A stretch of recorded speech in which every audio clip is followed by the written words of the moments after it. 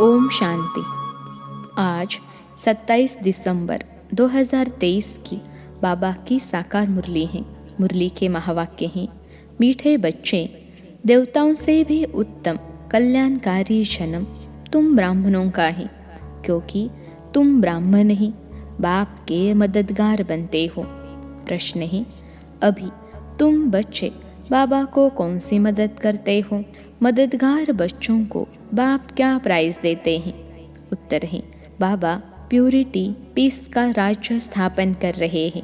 हम उन्हें प्यूरिटी की मदद करते हैं।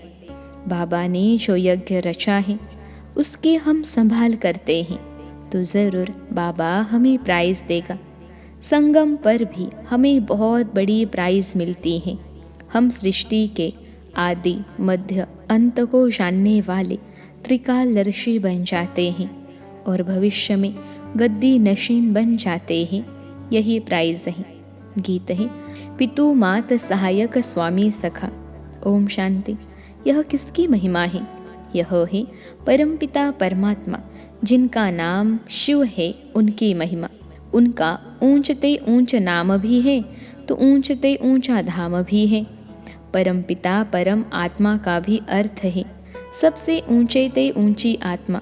और किसको भी परमपिता परमात्मा नहीं कहा जाता। उसकी महिमा अपरम अपार है। ऐसे कहते हैं कि इतनी तो महिमा है जो उसका पार नहीं पा सकते।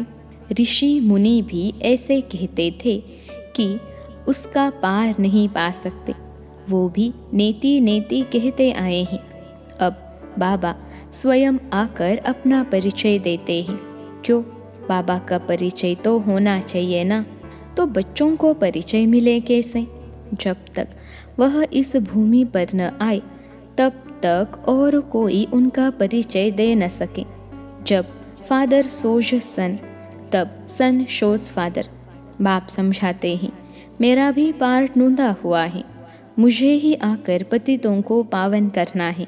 साधु संत भी गाते रहते हैं, पतित पावन सीताराम आओ, क्योंकि रावण का राज्य है। रावण कोई कम नहीं है। सारी दुनिया को तमो प्रधान पतित किसने बनाया? रावण ने। फिर पावन बनाने वाला समर्थ राम है ना। आधा कल्प राम राज्य है तो आधा कल्प रावण का भी राज्य चलता है। रावण क्या है यह कोई नहीं जानते।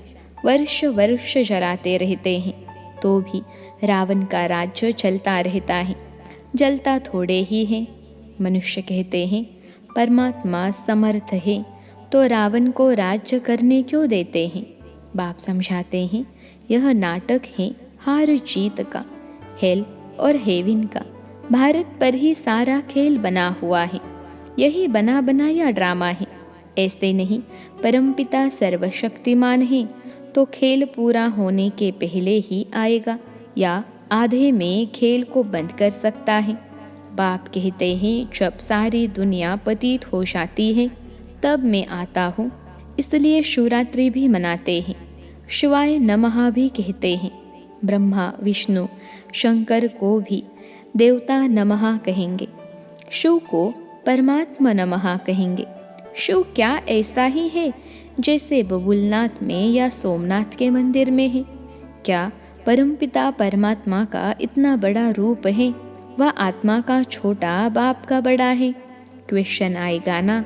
जैसे यहाँ छोटे को बच्चा, बड़े को बाप कहा जाता है, वैसे परमपिता परमात्मा अन्य आत्माओं से बड़ा है और हम आत्माएं छोटी हैं। नहीं, बाप समझाते हैं, बच्चे मेरी महिमा गाते हो, कहते हो परमात्मा की महिमा अपरम अपार है। मनुष्य सृष्टि का बीज है तो पिता को बीज कहेंगे ना। वह क्रिएटर है।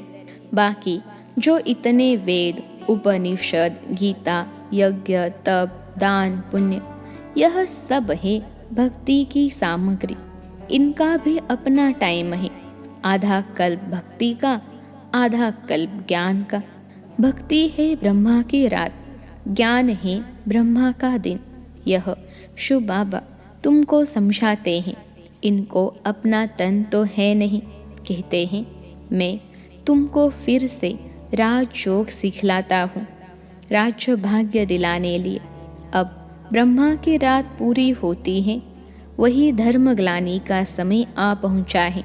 सबसे शास्त्री ग्लानि किसकी करते हैं? परमपिता परमात्मा शिव की। लिखा है ना, यदा यदा ही। ऐसे नहीं, मैंने कल्प पहले कोई संस्कृत में ज्ञान दिया है, भाषा तो यही है। तो जब भारत में देवी देवता धर्म स्थापन करने वाले की ग्लानि होती है, मुझे ठिक्कर बित्तर में ठोक देते हैं, तब मैं आता हूँ जो भारत को स्वर्ग बनाते हैं, पतितों को पावन बनाते हैं। उसकी कितनी ग्लानि की है तुम बच्चे जानते हो। भारत है सबसे पुराना खंड जो कभी विनाश नहीं होता है। सतयुग में लक्ष्मी नारायण का राज्य भी यहाँ ही होता है। यह राज्य भी स्वर्ग के रचयिता ने दिया है। अब तो वही भारत पतित है। तब फिर मैं आता हूँ, तब तो उनकी महिमा गाते हैं। शिवाय नमः। इस बेहद के ड्रामा में हर एक आत्मा का पार्ट नूंदा हुआ है जो रिपीट होता है, जिससे ही कोई टुकड़ा निकाल हद का ड्रामा बनाते हैं। अभी हम ब्राह्मण हैं, फिर देवता बनेंगे। यह है ईश्वरीय वर्ण। यह है तुम्हारा 84वें जन्म का भी अंत। इसमें चारों वर्णों का तुमको ज्ञान है, इसलिए ब्राह्मण वर्ण सबसे ऊंच है।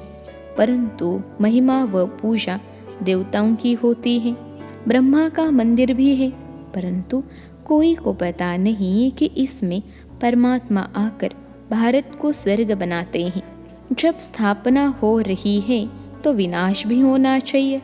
इसलिए कहते हैं कि रुद्र ज्ञान यज्ञ से विनाश ज्वाला निकली। अब वही बाप बच्चों को समझा रहे हैं, मीठे बच्चे, अब यह तुम्हारा अंतिम जन्म है। मैं तुमको फिर से स्वर्ग का वर्षा देने आया हूँ। तुम्हारा हक है, परंतु जो मेरी श्रीमत पर चलेंगे उनको मैं स्वर्ग की प्राइज दूंगा। उन्हें भी पीस प्राइज आदि मिलती है, परंतु बाप तो तुम सबको स्वर्ग की प्राइज देते हैं। कहते हैं मैं नहीं लूँगा, मैं तुम्हारे द्वारा स्थापना कराता हूँ तो तुमको ही दूंगा। तुम हो शिव बाबा के पोत्रे, ब्रह्मा के बच्चे। इतने बच्चे तो प्रजापिता ब्रह्मा ही एडॉप्ट करते होंगे ना। यह ब्राह्मण जन्म तुम्हारा सबसे उत्तम है। यह कल्याणकारी जन्म है। देवताओं का जन्म या शूद्रों का जन्म कल्याणकारी नहीं है। यह तुम्हारा जन्म बहुत कल्याणकारी है, क्योंकि बाप का मददगार बन सृष्टि पर प्योरिटी पीस स्थापन करते हो। वह इनाम देने वाले थोड़े ही जानते हैं, वो तो कोई अमेरिकन आदि को दे देते हैं। फिर बाप कहते हैं जो मेरे मददगार बनेंगे मैं उनको प्राइज दूंगा। प्योरिटी है तो सृष्टि में पीस प्रॉस्पेरिटी भी है। यह तो वैशाल्य है। सतयुग है शिवालय, शिव बाबा ने स्थापन किया है। साधु सन्यासी है हठ योगी। गृहस्थ धर्म वालों को सहज राज योग तो सिखा नहीं सकते। भल 1000 बार गीता महाभारत पढ़े, यह तो सबका बाबा है। सभी धर्म वालों को कहते हैं कि अपना बुद्धि योग एक मेरे से लगाओ। मैं भी छोटा सा बिंदु हूँ, इतना बड़ा नहीं हूँ। जैसी आत्मा वैसा ही मैं परमात्मा हूँ। आत्मा भी यहाँ भ्रकुटी के बीच में रहती हैं। इतनी बड़ी होती तो यहाँ कैसे बैठ सकती। मैं भी आत्मा जैसा ही हूँ, सिर्फ मैं जन्म मरण रहित सदा पावन हूँ और आत्माएं जन्म मरण में आती हैं। पावन से पतित और पतित से पावन होती हैं। अब फिर से पतितों को पावन बनाने के लिए बाप ने यह रुद्र यज्ञ रचा है। इसके बाद सतयुग में कोई यज्ञ नहीं होता। फिर द्वापर से अनेक प्रकार के यज्ञ रचते रहते हैं। यह रुद्र ज्ञान यज्ञ सारे कल्प में एक ही बार रचा जाता है। इसमें सबकी आहुति पड़ जाती है। फिर कोई यज्ञ नहीं रचा जाता। यज्ञ रचते तब है जब कोई आफतें आती हैं। बरसात नहीं पड़ती है व अन्य कोई आफतें आती है तो यज्ञ करते हैं। सतयुग त्रेता में तो कोई आफतें नहीं आती, इस समय अनेक प्रकार की आफतें आती हैं। इसलिए सबसे बड़े सेठ शिव बाबा ने यज्ञ रचवाया है, तो पहले से ही साक्षात्कार कराते हैं कैसे सब आहुति पड़नी है, कैसे विनाश होना है, पुरानी दुनिया कब्रिस्तान बननी है, तो फिर इस पुरानी दुनिया से क्या दिल लगानी है। इसलिए तुम बच्चे बेहद पुरानी दुनिया का संन्यास करते हो। वह सन्यासी तो सिर्फ घर बार का संन्यास करते हैं, तुमको तो घर बार नहीं छोड़ना है। यहाँ गृहस्थ व्यवहार संभालते भी इससे सिर्फ ममत्व तोड़ना है। यह सब मरे पड़े हैं, इनसे क्या दिल लगाना, यह तो मुर्दों की दुनिया है। इसलिए कहते हैं कि परिस्तान को याद करो, कब्रिस्तान को क्यों याद करते हो। बाबा भी दलाल बन तुम्हारी बुद्धि का योग अपने साथ लगाते हैं। कहते हैं ना, आत्मा परमात्मा अलग रहे बहुकाल, यह महिमा भी उनकी है। कलयुगी गुरु को पतित पावन कह नहीं सकते, वह सदगति तो कर नहीं सकते। हाँ, शास्त्र सुनाते हैं, क्रिया कर्म कराते हैं। शिव बाबा का कोई टीचर गुरु नहीं। बाबा तो कहते हैं, मैं तुमको स्वर्ग का वर्षा देने आया हूँ, फिर सूर्यवंशी बनो चाहे चंद्रवंशी बनो। वह कैसे बनते हैं? लड़ाई से नहीं। न लक्ष्मी नारायण ने लड़ाई से राज चलिया, न राम सीता ने। इन्होंने इस समय माया से लड़ाई की है। तुम इनकॉग्निटो वॉरियर्स हो, इसलिए तुम शक्ति सेना को कोई जानते नहीं। तुम योग बल से सारे विश्व के मालिक बनते हो। तुमने ही विश्व का राज्य गवाया है और फिर तुम ही पा रहे हो। तुमको प्राइज देने वाला बाप है। अब जो बाप के मददगार बनेंगे उनको ही आधा कल्प के लिए पीस प्रॉस्पेरिटी की प्राइज मिलेगी। बाबा मददगार उन्हें कहते हैं जो अशरीरी होकर बाप को याद करते हैं, स्वदर्शन चक्र फिराते हैं, शांति धाम स्वीट होम और स्वीट राजधानी को याद कर पवित्र बनते हैं। कितना सहज है।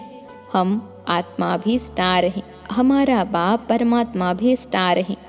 वह इतना कोई बड़ा नहीं है, परंतु स्टार की पूजा कैसे हो, इसलिए पूजा के लिए इतना बड़ा बना दिया है।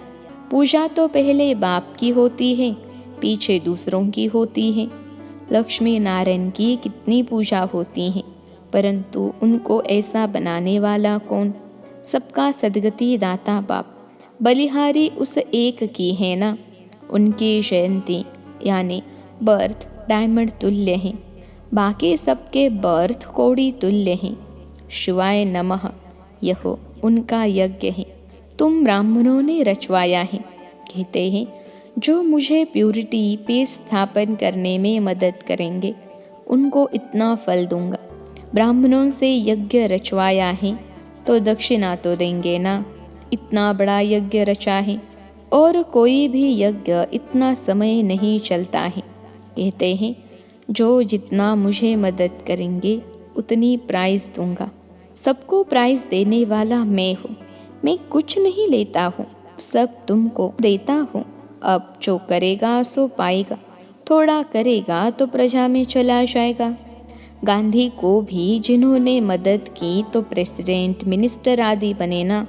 यह तो है अल्पकाल का सुख। बाप तो तुमको आदि मध्य अंत का ज्ञान दे, आप समांतरिकालदर्शी बनाते हैं। कहते हैं मेरी बायोग्राफी को जानने से तुम सब कुछ जान जाएंगे। सन्यासी थोड़े ही यह ज्ञान दे सकते हैं, उनसे वर्षा क्या मिलेगा। वह तो गद्दी भी एक को देंगे, बाकी को क्या मिलता है। बाबा तो तुमको सबको गद्दी देते हैं। कितनी निष्काम सेवा करते हैं, और तुमने तो मुझे ठिक्कर बित्तर में डाल कितनी ग्लानि की है। यह भी ड्रामा बना हुआ है। जब कोड़ी जैसा बन जाते हो तब तुमको हीरे जैसा बनाता हूँ। मैंने तो अनगिनत बार भारत को स्वर्ग बनाया है, फिर माया ने नर्क बनाया है। अब अगर प्राप्ति करनी है तो बाप के मददगार बन सच्ची प्राइज ले लो। इसमें प्यूरिटी फर्स्ट है। बाबा सन्यासियों की भी महिमा करते हैं, वह भी अच्छे हैं जो पवित्र रहते हैं। यह भी भारत को थामते यानी गिरने से बचाते हैं, नहीं तो पता नहीं क्या हो जाता।